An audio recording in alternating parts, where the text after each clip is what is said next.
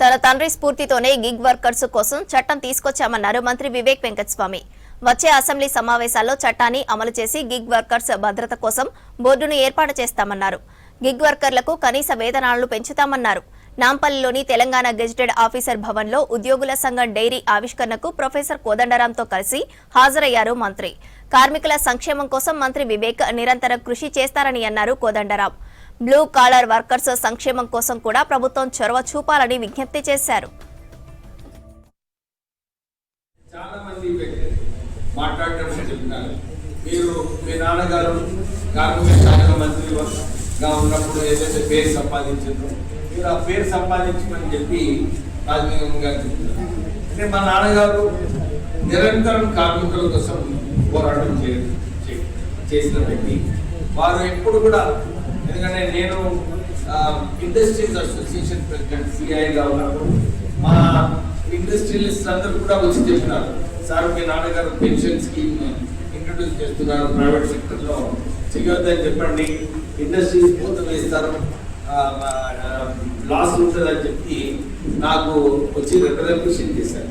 నేను ప్రెసిడెంట్, నాకు చాయిస్ లేదు.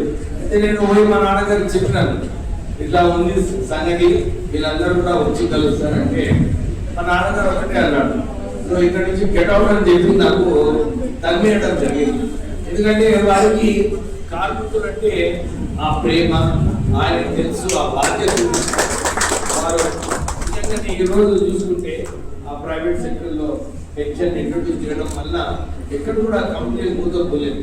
కానీ ఒక బాధ్యత ఏదైతే ప్రైవేట్ రంగంలో కార్మికుల పైన ఉండాలో ఆ బాధ్యత కూడా నెరవేర్చడం జరిగింది. సో ఇలాంటి మంచి స్కీమ్స్ మా నాన్నగారు నిరంతరం కార్మికుల గురించి ఆలోచించి వారు చేసేవారు. నేను కూడా కార్మిక శాఖ మంత్రిగా అయిన తర్వాత నాకు కూడా అనిపించింది, మా నాన్నగారు ఏదైతే చేసినారో కార్మికుల గురించి నేను కూడా ఏదో ఒకటి చేయాలి మంచిగా అని చెప్పి 2 అంశాలు నేను తీసుకోవడం జరిగింది. ఒకటి ఈ గిగ్ వర్కర్స్, మన తెలంగాణలో రాహుల్ గాంధీ గారు ఏదైతే గిగ్ వర్కర్స్ చట్టం అమలు చేయాలని చెప్పి మాకు ఆదేశాలు ఇచ్చారు. కానీ మంచిగా రూపం ఒక బిల్ రూపంలో తీసుకొచ్చి క్యాబినెట్ తీసుకొచ్చి ఈ వచ్చే అసెంబ్లీ సెషన్ లో ఈ గిగ్ వర్కర్స్ కి కూడా ఒక భద్రత కల్పిస్తూ ఒక బోర్డు ఫామ్ చేసి వాళ్ళందరికీ కూడా హెల్త్ ఇవన్నీ కూడా చాలా సమస్యలు ఉన్నాయి. బోత్ వేస్ అన్నమాట, అగ్రిగేటర్స్ వర్కర్స్ ఈ ఇద్దరి మధ్యన చాలా ప్రెషర్స్ ఉన్నాయి. ఒకటి అగ్రిగేటర్ ప్రెషర్ ఉంది, అగ్రిగేటర్స్ ఏమో కస్టమర్ సాటిస్ఫాక్షన్ అది కూడా ఉంది. ఒక బ్యాలెన్స్ గా ఒకవైపు బిజినెస్ నష్టపోకుండా, ఎందుకంటే బిజినెస్ నష్టపోయి మూతపోతే మన కార్మికులకే నష్టమవుతుంది. ఒక బ్యాలెన్స్ చేస్తూ ఇద్దరు హక్కులు మనం ప్రొటెక్ట్ చేస్తూ వారికి ఒక కొత్త చట్టం కూడా తీసుకురావాలి. మనం ప్రధానంగా దృష్టిలో పెట్టుకుంటే ప్రైవేట్ ఉద్యోగుల సంఘం ఆవిర్భావానికి దాని ఎదుగుదలకు మూలాలు తెలిస్తే ఈ పరిస్థితుల్లో మనం ప్రధానంగా కోరేది ఏంటంటే కార్మికులకు సంబంధించినటువంటి సంక్షేమ చట్టాలు అనేక సంవత్సరాల పోరాటం ఫలితంగా వచ్చినాయి.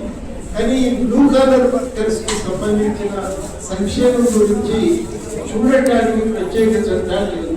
ఈ మధ్యన మంత్రి రోజు గిగ్ వర్కర్స్ కి సంబంధించిన చట్టం ఒకటి వచ్చింది.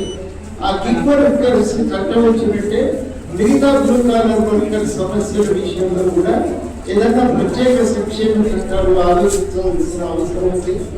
ఆ విషయం మీద కొంత దృష్టి పెట్టి మనం మాట్లాడుకోవాల్సిన అవసరం కూడా ఉంది. కానీ ఇది సమయం కాదు.